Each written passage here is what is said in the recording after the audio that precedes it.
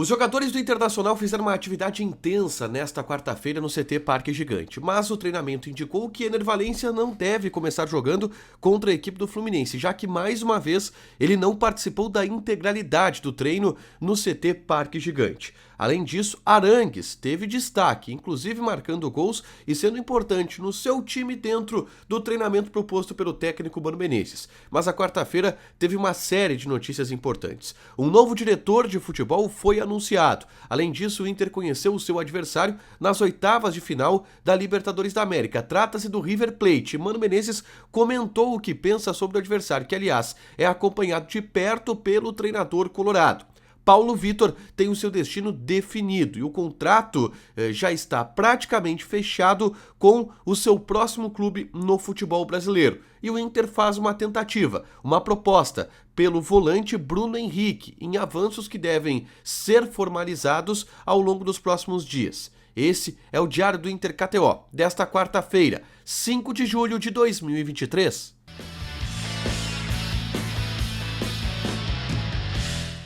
Tudo bem, gente? Obrigado pela participação aqui. Não esquece de deixar teu like, de inscrever, de ativar as notificações. Bora falar do Internacional aqui no A Dupla. Nesse vídeo, um resumo do que de mais importante aconteceu no Noticiário Colorado ao longo desta quarta-feira.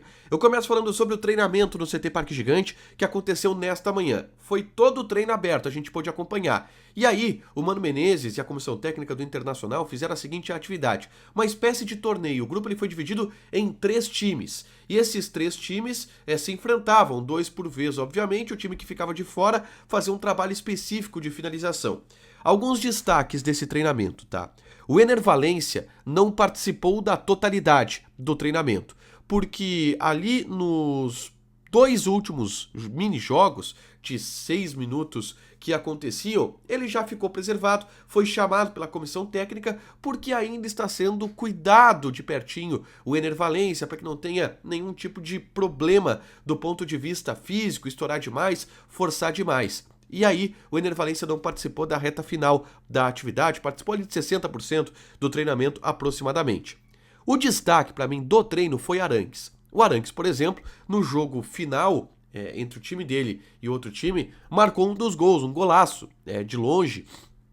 Ele deu de chapa e tirou do goleiro, marcando um bonito gol e tá recuperando intensidade, tá carteando, tocando bem a bola. O Arangues aos poucos está desabrochando nos treinamentos e eu pude acompanhar isso nessa quarta-feira com um destaque especial para o volante chileno, que vai ter mais uma oportunidade contra a equipe do Fluminense para jogar alguns minutos e cada vez mais gradualmente ir participando do time do técnico Mano Menezes.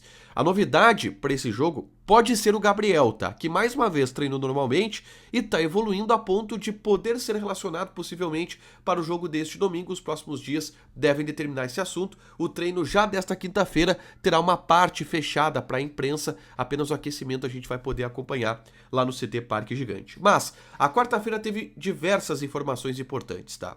E aí eu já começo falando sobre o novo diretor de futebol que foi anunciado. Trata-se de José Olavo Bisol. O Bisol ele era assessor da presidência no conselho de gestão do clube e agora assume o cargo de diretor de futebol. Pela primeira vez ele assume um cargo no departamento de futebol, mas era um cara que já estava ativamente na política do clube há algum tempo. O Bisol ele chega principalmente para auxiliar a direção no processo de representação institucional. O que é a representação institucional? É o cara para dar uma entrevista, é o cara para ter o contato com a torcida, é o cara para ter o contato com a imprensa, é o cara para fazer algum tipo de declaração, para fazer algum tipo de comunicado e mais uma peça do ambiente político para nesse meio campo, lado político, com o departamento de futebol, ele fazer um meio campo interessante e mais um cara para debater internamente as questões do departamento de futebol, junto com o Felipe Becker, junto com o presidente Alessandro Barcelos. O Bisol não vai ser um cargo executivo, não vai ser um cara que vai executar ações, mas vai estar ali para debater, para viajar quando precisar. O Felipe Becker, que é o vice de futebol, tem alguns compromissos importantes do ponto de vista profissional. O José Olavo vai dar essa força, é um cara que há bastante tempo está sendo preparado para isso e foi anunciado como novo diretor de futebol do Internacional, tá?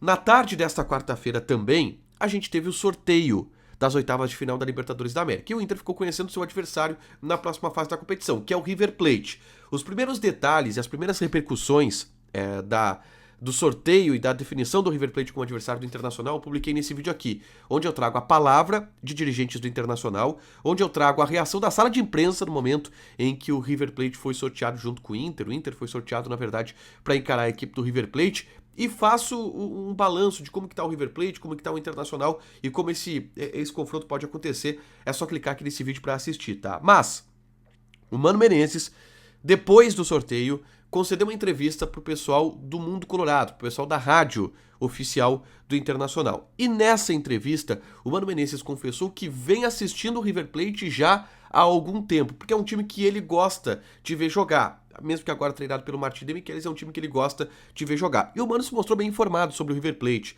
Falou sobre a troca no ataque que aconteceu há pouco tempo, saiu o Borja e entrou o Beltrán, o Lucas Beltrán, que é um jovem jogador e que deu um pouco mais de mobilidade pro ataque do River Plate. Então o Mano já tá atento a isso e disse, agora nós vamos assistir os jogos do River Plate com um pouco mais de cautela, com outros olhos, porque é o nosso adversário e é importante analisar. Mas o Mano Menezes encarou, obviamente, como um adversário complicado que mas diz que já vem acompanhando há bastante tempo o River Plate, porque é um time que ele particularmente gosta bastante de ver jogar.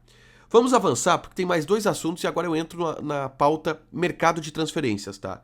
Eu quero aqui falar sobre a informação trazida pelo Bruno Ravazoli do Globoesporte.com na noite dessa quarta-feira, de que o Inter formalizou uma proposta para Bruno Henrique. Eu já trouxe há alguns dias que o Inter estava avançando nas conversas com o jogador, e agora a proposta está formalizada. O que significa que a proposta está formalizada, tá? Que o Inter chegou na definição de quanto vai oferecer para Bruno Henrique, depois de várias conversas.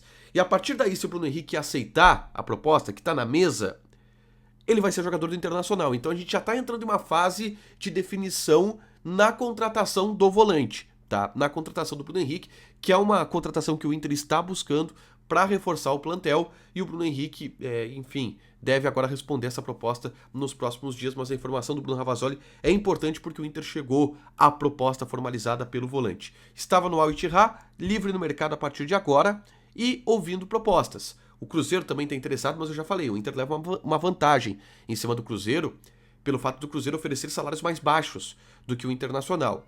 Existe uma expectativa grande de que esse jogador possa ser reforço do Inter em um futuro próximo. Ele sempre foi um plano B em relação ao Cuéllar, o Cuéllar melou, o Inter vai investir agora no Bruno Henrique e formalizou essa proposta, tá?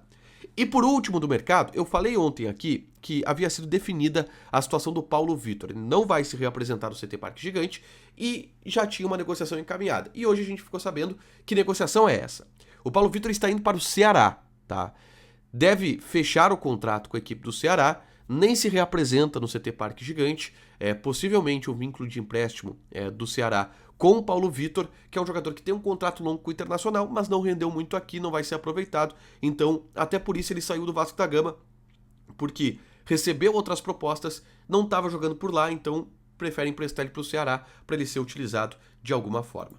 Para fechar, gente, vamos falar aqui de KTO, tá? Vou passar algumas odds deste fim de semana já, tá? Ou vamos passar a odd da Superliga Argentina nessa quinta-feira. União Santa Fé e Boca Juniors jogam. Odd do Santa Fé 3, empate 3, Boca Juniors 2,54. Joga na KTO, te registra, coloca o cupom ADUPLA que tu ganha 20% de bônus em cima do teu primeiro depósito. Fechado? Deixa teu like, te inscreve, ativa as notificações que vai ter mais conteúdo aqui no canal. Beijo!